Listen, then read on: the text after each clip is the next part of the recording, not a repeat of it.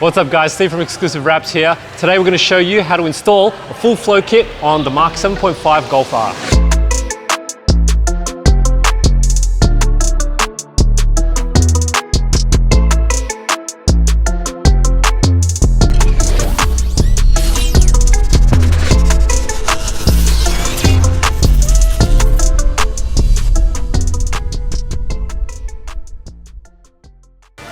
First thing we're going to show you how to install is the rear spats and winglets and a flow lock diffuser. Now the things you're going to need to install the rear spats and winglets are an 8mm drill bit and a drill, a pick tool of some sort, a pencil or pen, a 10mm ratchet spanner ideally, or you can use a socket, but this is going to make life easier, a 4mm Allen key. You can also use a 4mm Torx bit in a screwdriver for just different areas, and a T25 Torx bit. Now if you have one of these as well, a little ratchet, what do you call this? A little right angle ratchet essentially for a Torx bit. This is a great tool. You can get them from super cheap, I think, for about 30 bucks. Priceless if you're doing these installs. First thing you're gonna wanna do is take your T25 Torx bit. I'm gonna stick it in my Torx screwdriver attachment, and we're gonna remove this bolt right here. Take your pick tool and peel this back. You're going to want to remove this speed clip right here that screw went into. So if you use your pick tool, wedge it in, and it should just pop away. Now you can discard these or put them away somewhere. You're not going to be using them again today. Next up, we're going to remove these two screws again with the T25 Torx bit from your wheel arch, guard liner rather.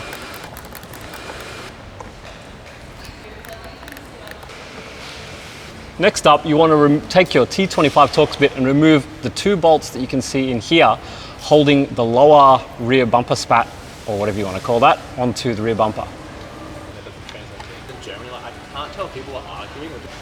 Now that we've removed the two screws from the inside of the rear bumper here, you can take out this trim piece to the inside of the lower rear bumper piece where you're going to put your nut and bolt combination. Next thing you're going to want to do is take this height adjustable bolt that you get in your kit and disassemble it. So keep in mind the order that you remove the parts from the bolt, because this is the order they're going to go back on.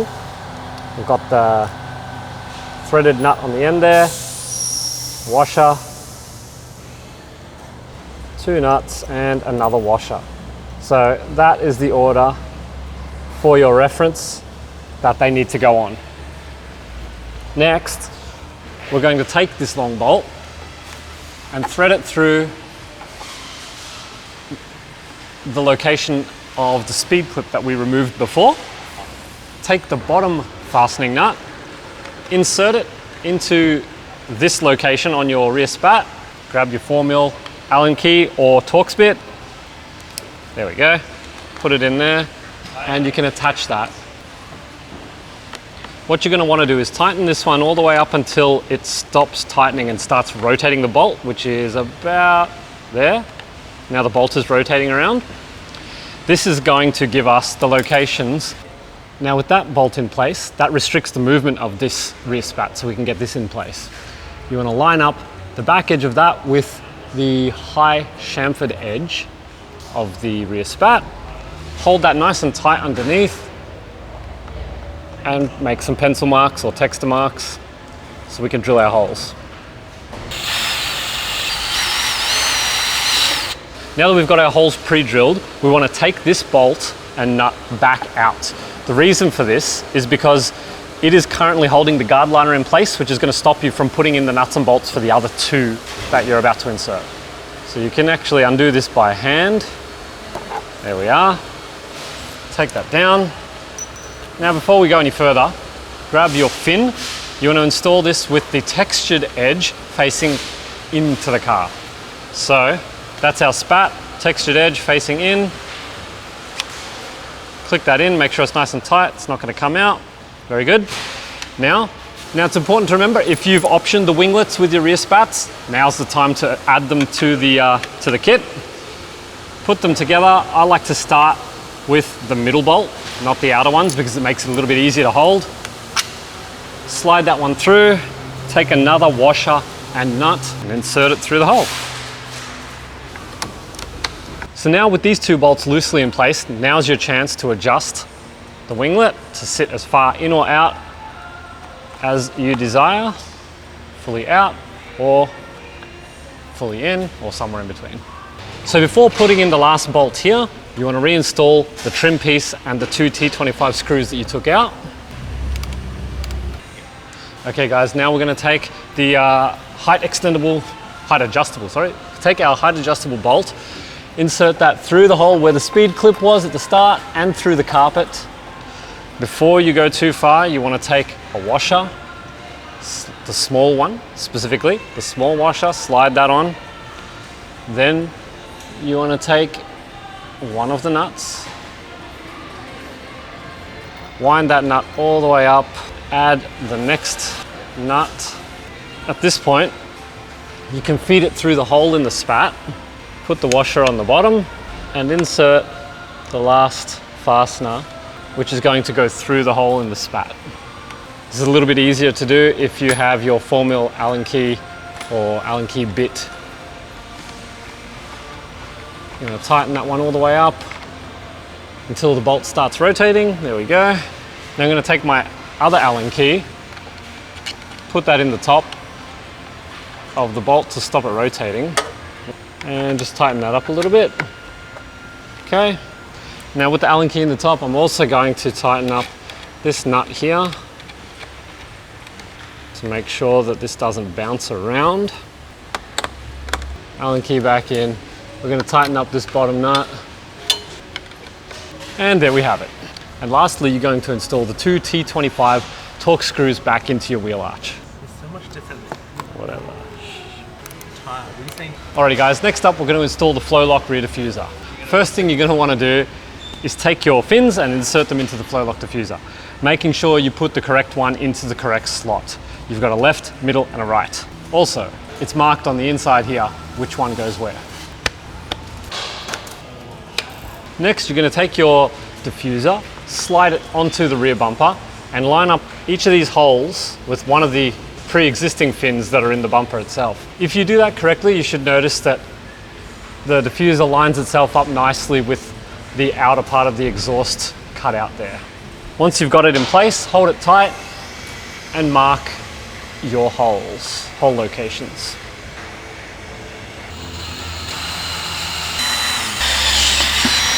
What you're going to want to do is take your nut and bolt combo, smaller washer goes on the outside, larger one on the inside, and I'm going to suggest sit the diffuser on the bumper, line up your holes and install the two center bolts. The smaller washer goes on the outside, the larger one goes on the inside of the bumper. Now I'm going to suggest you only put in the two center ones, as these are only going to be on temporarily so that we can quickly mark holes for the top bolt locations. So that's on there, that's not going to move. If you have something like a pick tool, this will be very useful for marking these hole locations, as you can just poke it through the hole and leave a little indentation in the bumper. And we can loosen these nuts and bolts back off and remove the diffuser. So hopefully you can see the holes that you've marked to put the top bolts in. Take your 8mm drill bit, no larger than 8mm, and realistically you don't want to go smaller because you want a nice snug fit for these rubber threaded inserts to go in place. Take your rubber threaded inserts and they should hopefully just slot in like so. Now these inserts expand when you install a screw into them, so that's why they're used here. Take your diffuser, place it back on the bumper, and you can reinstall those nut and bolt and washer combos on the bottom.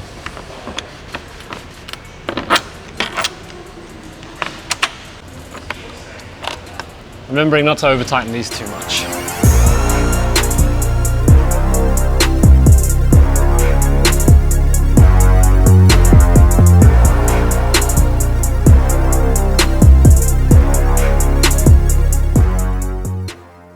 Alrighty guys, next up we're going to install the front splitter extensions and winglets on the 7.5R Golf.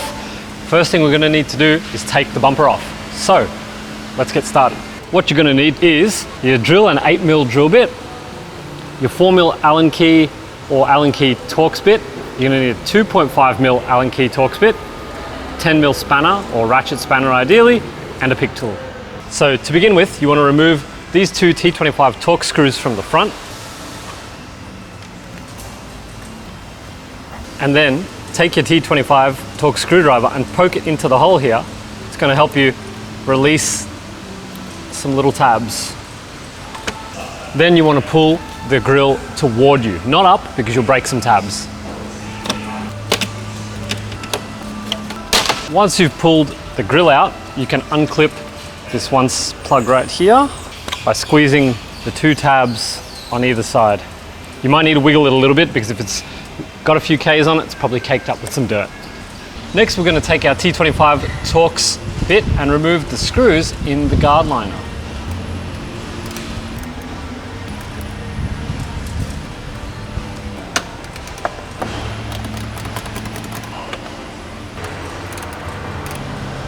Next up, we're going to remove another bunch of T25s from underneath the front bumper.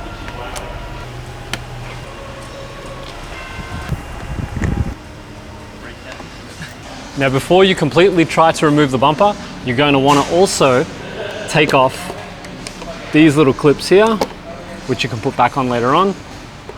That's going to allow you a bit more cable length when you pull the bumper off. Now that we've removed the T25 screws from in the guard liners and underneath the car, as well as the grill on the front, you can start pulling from either side and you'll free up the tabs that are holding the bumper in place. And it should just pop off like that. And lastly, you're going to want to pop off these tabs along the front. That's going to release the bumper so that you can pull it out. This is a lot easier to do if you have a second set of hands. Lastly, you've got a clip right here. This is where having that second set of hands handy is good. You can pull that off the bumper to make removal easier.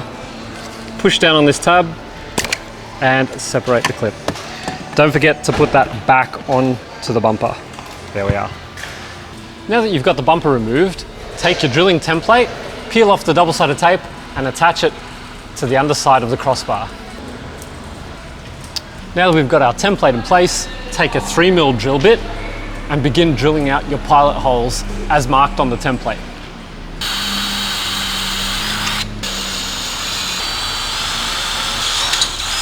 Once you've drilled your pilot holes, you can discard the drilling template. Next, we're going to enlarge our pilot holes out step by step until we get to 7mm.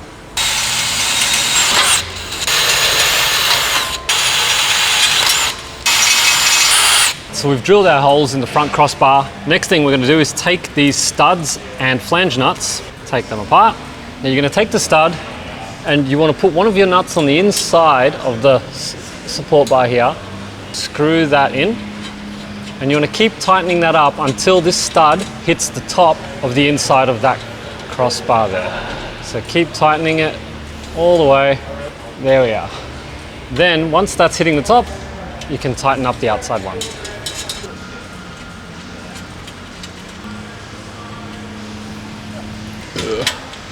Alrighty, so the bar is off the car, the crossbar has had its studs installed. The next step is fastening the lip to the bumper. This needs to be done off the car.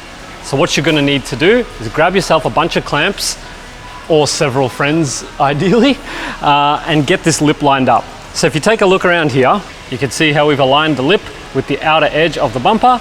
It should sit the same on both sides if you've clamped it together in the correct spot. Then we can drill some pilot holes and bolt it to the bumper.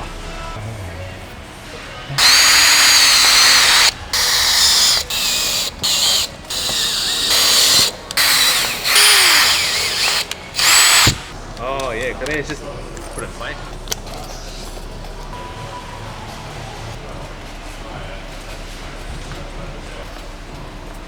So now that we've got our first round of bolts in, you can tighten these up, remembering to only tighten up the two outer ones on either side. The four that are in the center, we want to tighten them up just so that they're a little bit beyond finger tight, but don't over tighten them because you want to have a bit of play so that you can move this washer, these washers rather, up and down. Now take your 12mm drill bit and you're going to drill out the holes that are along the front here. What you can also do is once you've drilled your hole out, you can slide this washer up, hopefully you can see that, and you can drill the hole a little bit higher, so you're creating an elongated hole for the bolts to go through. This will give you a little bit of play when you're installing it onto the bumper.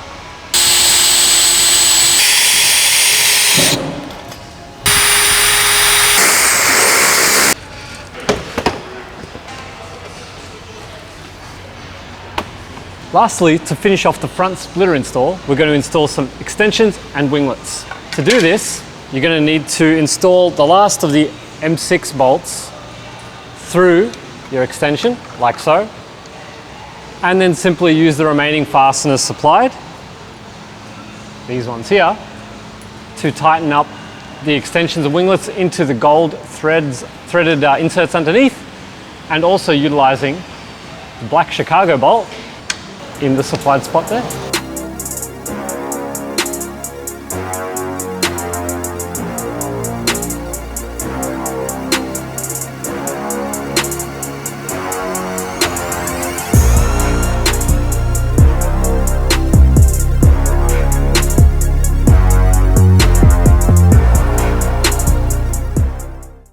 All right guys, the last piece of our Golf Mark 7.5 kit is the side splitters. So to install these side splitters, you're going to need your T25 Torx bit.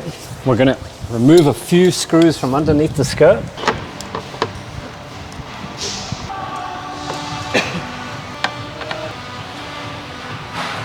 After you've taken those 3 screws out, you need a very obscure size socket, which is your 5.5 millimeter. There is one bolt, just one, right in the middle, here.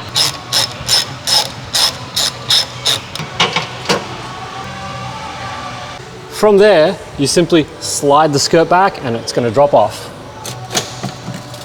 Just like that. All right, once you've got your side skirt off, take your splitter and place it on a table or a bench or something. If you have a workhorse, that's ideal. And you can just line it up.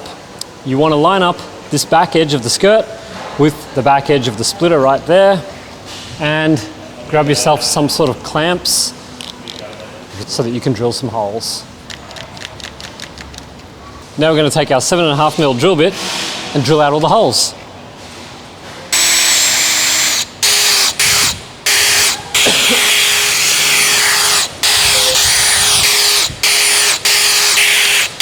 Then simply take your nut and nutsert and washer combo and put them together. Lastly guys, if you option the winglets for your side splitters, you can install them while they're off the car. You can do it while it's on the car as well, but since we're here,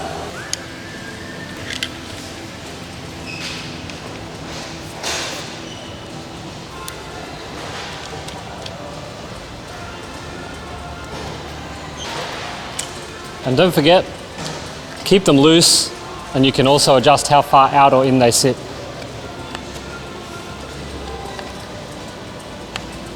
So this is easier if you grab a friend, line up the bolts with the cutouts on your side skirt, place it on there nice and evenly and slide forward. There we go. Yep. Sweet, done. Now simply reinstall the 3 T25 screws underneath and your one 5.5mm bolt in the center, and you're done.